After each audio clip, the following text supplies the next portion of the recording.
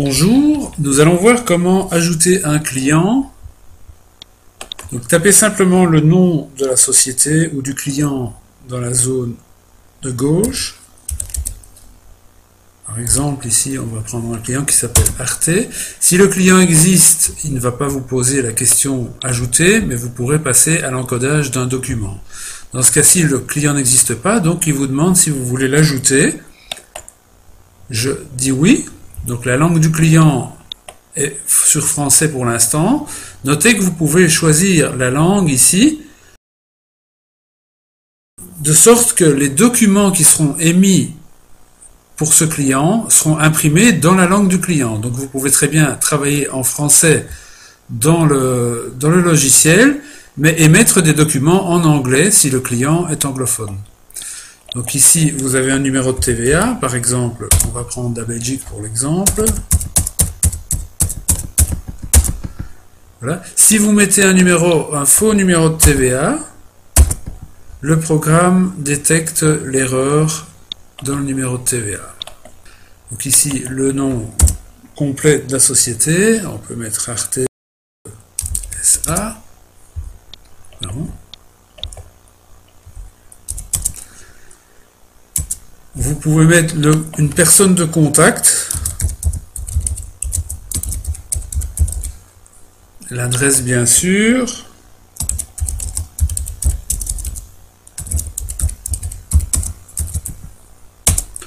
un complément d'adresse, le code postal. Les codes postaux pour le pays d'installation du logiciel sont enregistrés, donc vous allez avoir les codes postaux qui apparaissent automatiquement. Le téléphone, l'email,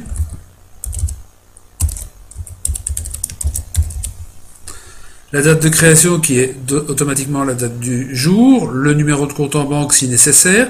Les champs additionnels peuvent être utiles pour mettre le secteur, par exemple, d'activité et qui permettra de retrouver par exemple, les clients classés ou les chiffres d'affaires pour un certain secteur d'activité. Vous pouvez mettre toute une série de champs additionnels à votre choix dans cette zone ici. Donc le chiffre d'affaires et le solde du client vont s'incrémenter en fonction de ses factures. Les factures qui restent à payer et le chiffre d'affaires. Vous pouvez utiliser un système de limite de crédit si vous travaillez avec des assurances crédit. Donc vous pouvez mettre un montant maximum à ne pas dépasser, une référence secondaire éventuellement si vous avez une comptabilité en parallèle pour voir à quel client ça correspond, ou alors une numérotation. Ici on peut déterminer le type de client, donc ça peut être un client et un fournisseur, mais ça peut très bien être uniquement un client. La devise du client. Si vous voulez émettre des factures, disons que c'est plutôt intéressant pour les fournisseurs si vous achetez en devises étrangères, si vous achetez de la marchandise en Angleterre par exemple, vous pouvez à ce moment-là mettre une autre devise et le programme va reconvertir les achats faits en livres sterling, dans ce cas-ci, en euros. Mais ici, on est dans une fiche client, donc on va y rester. Le type de paiement habituel pour le client, en général, il paye par banque, par terminal, par chèque, mais en général, on laisse ce champ sur à payer. Si le client a une remise habituelle, vous pouvez l'indiquer ici. Un code vendeur, donc par exemple, le client, vous pouvez l'attribuer à un vendeur A, B, C, D, E, X, etc. Donc on va dire, par exemple, ce client est relatif au vendeur K, l'échéance de la facture, donc l'échéance par exemple 30 jours fin de mois, vous pouvez mettre une deuxième échéance. Concernant les rappels, vous pouvez aussi éventuellement limiter les rappels, sans rappel, pas de rappel, avec intérêt, avec indemnité, ou le rappel maximum avec indemnité et intérêt. Tout ça peut se paramétrer dans le menu utilitaire paramètres, comptabilité, et là vous pouvez paramétrer le niveau des rappels de facture. Mais restons pour l'instant au niveau de notre fiche client. Donc le nombre de copies facture par défaut est sur 0, donc c'est de copies supplémentaires. Donc par défaut, il va vous imprimer une facture. Si vous mettez 2 ici, il vous imprimera 2 factures. Le niveau de prix, ça c'est très important. Si vous prenez une fiche produit, dans ma fiche client, je peux choisir quel niveau de prix aura le client. Si je décide de mettre le prix numéro 3, si je fais une facture à ce client, le client aura automatiquement le prix numéro 3 pour tous les produits. Et ainsi de suite, donc prix numéro 2, 1. En général, on met des prix dégressifs, donc du prix le plus haut vers le prix le plus bas, car on peut aussi lier ça aux quantités. Donc ici, on avait décidé de mettre sur le niveau de prix 2. On peut choisir une contrepartie ou un centralisateur. En fait, ceci n'est nécessaire que si vous avez une liaison vers une comptabilité externe. On peut classer aussi les clients par catégorie pour leur attribuer des niveaux de prix par catégorie. Ici, vous avez une zone qui permet d'encoder un mot de passe si jamais vous avez le système d'e-commerce. Ce sera le mot de passe qui donne accès aux clients à l'e-commerce. Donc vous pouvez aussi avoir des prix spéciaux par produit, par client. À ce moment-là, vous allez déterminer les prix spéciaux dans une offre par produit et vous mettez simplement le numéro de l'offre ici. Et à ce moment-là, pour les produits qui sont repris dans l'offre, le client peut avoir des prix spéciaux. J'enregistre ma fiche client. Maintenant, rien de plus simple, si je veux faire un document à ce client, je tape ART astérisque entrée et j'arrive directement sur ma fiche client. Je réappuie entrée et voilà, le logiciel m'ajoute le document sur lequel je suis et je fais la même chose pour mes produits, ainsi de suite. Donc je peux aussi appeler mon client par simplement la lettre A astérisque entrée. Et là, avec les curseurs fléchés de mon clavier, je peux me déplacer et retrouver mon client dans la liste.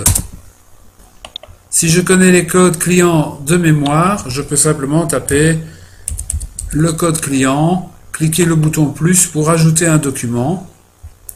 Et là, je tape mes codes produits. Et ainsi de suite. Voilà pour ce qui en est de l'ajout d'un client.